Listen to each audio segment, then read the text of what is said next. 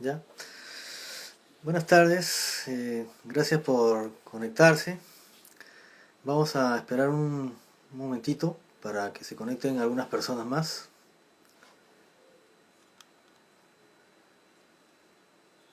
Bueno, para los que recién me conocen, mi nombre es Antonio Migliori, soy historiador en la especialidad de culturas y arte prehispánico y también soy artista plástico. En mi pintura combino la historia y el arte. En esta ocasión eh, quiero hablarles de uno de los pintores que más admiro. Se trata del maestro Paul Gauguin. Eh, Paul Gauguin más que todo fue conocido como un pintor posimpresionista, reconocido después de su fallecimiento. Se lo puede identificar dentro de estos los pintores franceses postimpresionistas junto con Van Gogh, Toulouse-Lautrec y Cézanne. Nace en París, fue un hijo de periodista republicano francés. Su padre se llamaba Clovis Gauguin y su madre Aline Tristan, hija de la reconocida escritora Flora Tristan. Su familia tuvo que huir de improviso a Lima tras el golpe de Estado que dio Napoleón III en 1851, reconociéndose como imperialista y abriendo una persecución a todos los republicanos, ¿no? Demócratas de París. A los 3 años de edad, el artista estuvo con su familia en Perú. Durante el viaje a llegar al Perú muere su padre y ahí vive junto a su madre 4 años hasta que deciden regresar a Francia nuevamente. Gauguin abandona el colegio a los 17 años y se hace marino mercante. Al morir su madre, Gauguin se convierte en agente de bolsa de éxito, casándose con una joven danesa de familia acomodada.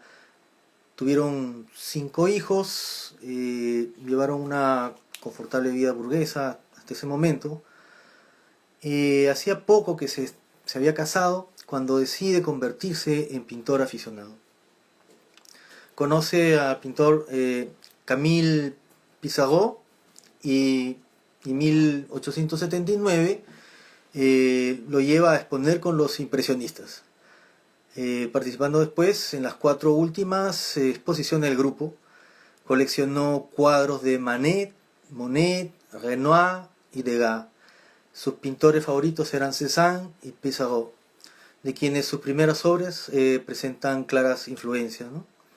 Su carrera financiera queda interrumpida por la crisis bursátil del momento y decide entregarse por completo a la pintura, donde se ve obligado a llevar una vida más modesta. Y es así que se muda a Copenhague, donde cuenta con el apoyo de la familia de su esposa. Lamentablemente no encuentra clientes para vender sus cuadros y decide regresar a Francia en compañía de su hijo Clovis, mientras que su mujer se queda en Copenhague con los demás hijos. Este sería el comienzo de una época llena de miserias y deudas para el artista. La penuria económica le hace abandonar París, refugiándose en Pont-Aven, un pueblecito de Bretaña donde conoce al pintor Charles Lavaux. Deseoso de romper con estas fatalidades, Gauguin envía a su hijo Clovis a Dinamarca y emprende el viaje a Panamá junto con su amigo pintor. Esta sería su primera incursión hacia el exotismo. Pero una enfermedad le obliga a volver a París en 1887, donde llega a conocer al artista Vincent van Gogh. Juntos pasarán un tiempo en Agde, pero al no haber entendimiento entre ambos, Gauguin regresa a Bretaña. Aquí es donde se da en este pasaje el suceso del corte de la oreja de Van Gogh, ¿no? Más que todo debido a un poco el ímpetu que tenía Vincent, porque le escribe a su hermano Theo, ¿no? Que había encontrado el futuro del arte moderno. Vincent van Gogh quería abrir una nueva vanguardia de arte, había soñado que todo un movimiento de artistas pronto se uniría a él, en una misión compartida y pensó en Gauguin, ¿no? Para hacerlo posible. En las semanas previas a que sucediera el sangriento evento, Van Gogh había estado alojando a Paul Gauguin en la Casa Amarilla, la famosa Casa Amarilla. Vincent, por su parte, tenía la idea de convertir este sitio en la sede de la hermandad de artistas que formarían en el futuro arte moderno. El sueño de la fraternidad de Van Gogh estuvo condenado desde el principio, ¿no? No solo él y Gauguin tenían diferentes personalidades, sino que también estaban en desacuerdo respecto a técnicas del arte. A Gauguin le gustaba pintar desde su imaginación, un poco más libre, tener una visión más libre, experimentar con las formas, deformar lo visto. Le parecía un poco risible la costumbre de Van Gogh de pintar lo que veía en el momento, por ejemplo, los jarrones con girasoles, le parecía un poco más, lo tomó un poco a la burla, digamos. Al mismo tiempo parece que Van Gogh recibe la noticia del compromiso nupcial de su hermano Theo, lo que significa menos apoyo económico en su pintura, ya que, como sabemos, el hermano Theo era el que financiaba la pintura de Vincent en la mayoría del tiempo, ¿no? Por su parte, Gauguin le dice entre sus planes que él tenía el irse a conocer estos sitios remotos, estos sitios salvajes como Tahití. Y todo esto generó gran frustración en el pintor, unido a sus desbalances psicológicos que derivó en mutilarse la oreja, ¿no? Finalmente. Bueno, pero continuando con la vida de Gauguin, ¿no?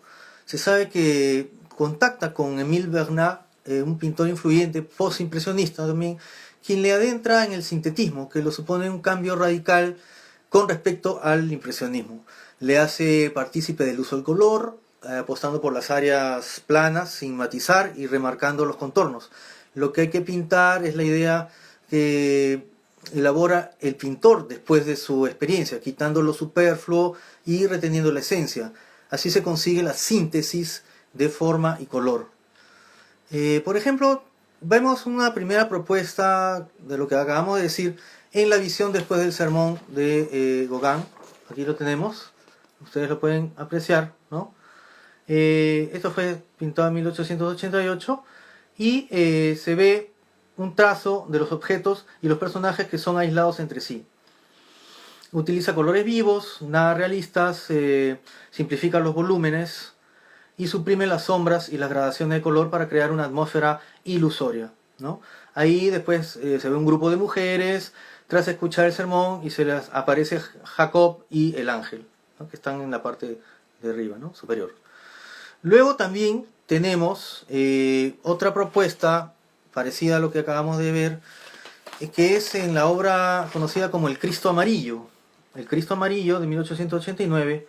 Aquí también, ¿no? Se ve que sigue la técnica de cloisonné, que es una técnica inspirada en los esmaltes y vidrieras, el esmalte alveolado, esmaltado, una antigua técnica para decoración de los objetos metálicos. En la pintura se usan grandes zonas de color plano que son delimitadas por contornos en azul o negro. Además, es una clara muestra del fauvismo o el empleo provocativo de los colores fuertes, ¿no? Que nos asocian a un poco a la tendencia hacia el fauvismo o las fauves, más conocido como las fieras, este otro movimiento que surge después del postimpresionismo, ¿no? Muy bien. Volviendo al Cristo Amarillo, parece que este Cristo causó muy gran impresión a Gauguin porque también lo representa en un autorretrato, ¿no? En el que sale el artista, que se llama Autorretrato con Cristo Amarillo, de 1889. Aquí también vemos el Cristo, pero un poquito más deformado que la forma anterior, ¿no? No hay perspectivas, no hay sombras, muchas sombras, ¿no? Este Cristo lo sacó él, más que todo, se inspiró en una talla policromada del siglo XVII. Encontró autor anónimo que se encuentra en la capilla de Trémalo, a las afueras de Pont-Aven, ¿no? Y le llamó mucho la atención. Aparte también tiene que ver un poco con la tendencia religiosa que él siempre cultivó a través de la escuela, donde él aprendió muchas disciplinas y fue criado bajo esos conceptos, ¿no? Luego tenemos que dentro de su vida vemos a un Gauguin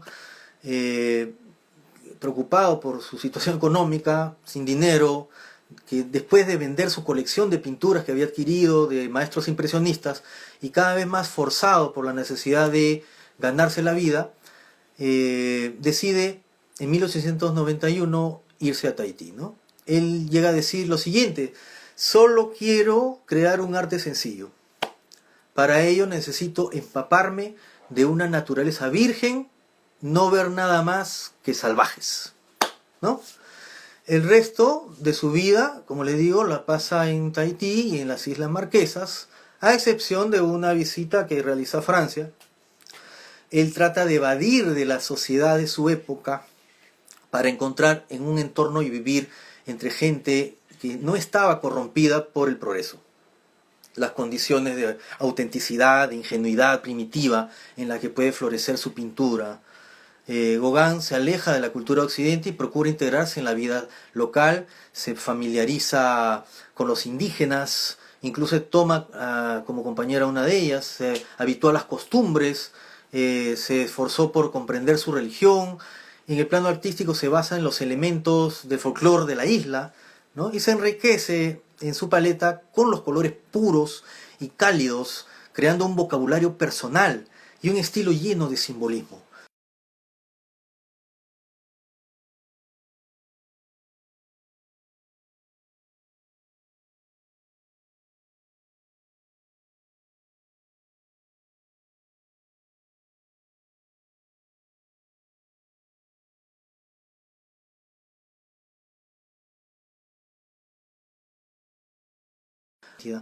Hay una renuncia a la perspectiva, suprime el modelado y las sombras, y la sensación de plano es igual que en las pinturas de las estampas japonesas llegadas a París. Bueno, pero como sabemos, incluso aquí en Tahití las cosas no le son tan fáciles y Gauguin acaba desesperándose, enfermo, alcohólico y solo, hasta que en 1903 fallece, ¿no? Finalmente.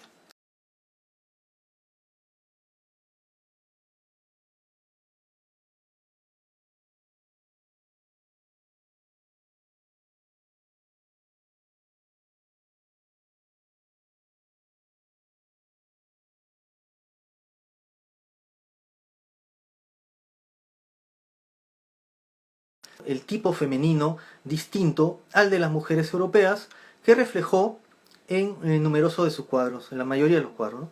Como que vemos a unas mujeres tahitianas que se encuentran en la playa reunidas.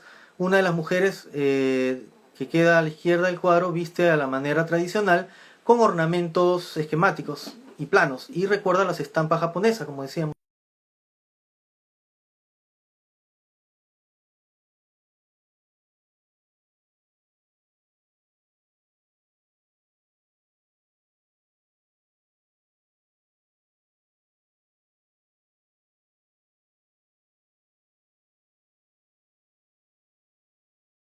A los colores planos.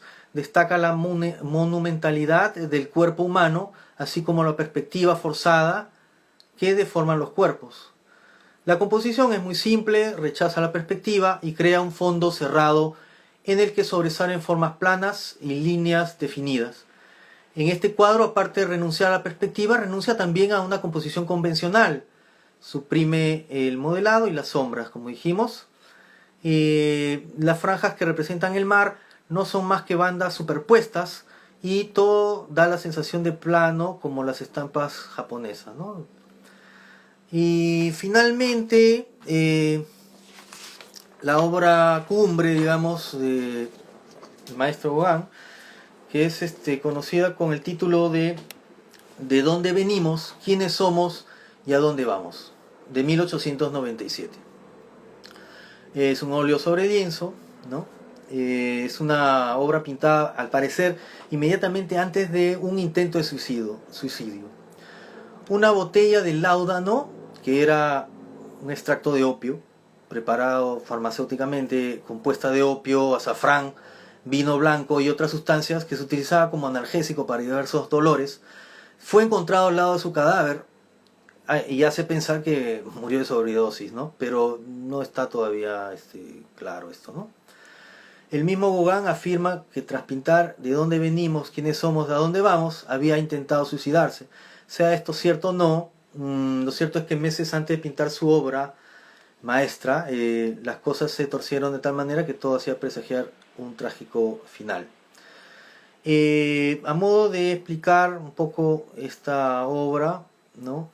También empieza a haber una serie de sucesos que se complican en su vida, ¿no? La situación económica, como les decía, se vuelve insostenible, la sífilis que él también tenía, el alcoholismo, convierte en su estado físico en una tortura. No obstante, el más duro golpe que le llega es por correo, en la primavera de 1897, una carta que le informaba de la muerte con apenas 21 años de su hija Aline. Esta muerte supuso no solo la ruptura del artista con su esposa, sino también la fe que aún podía conservar. En una devastadora carta, fechada el mismo año, ¿no? Él llega a decir: mi hija ha muerto, ya no quiero a Dios, ¿no?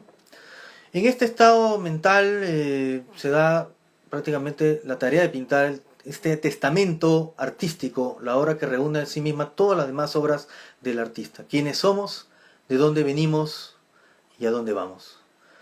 Es un formato llamativamente horizontal, sigue una evolución cronológica inversa y vemos a varios personajes que dan a entender un elemento simbólico, ¿no? De extremo izquierdo a derecho, ¿no? Se ve, por ejemplo, la figura de una momia que está en posición fetal, que tapa sus oídos, como intentando mantenerse ajeno a toda la escena.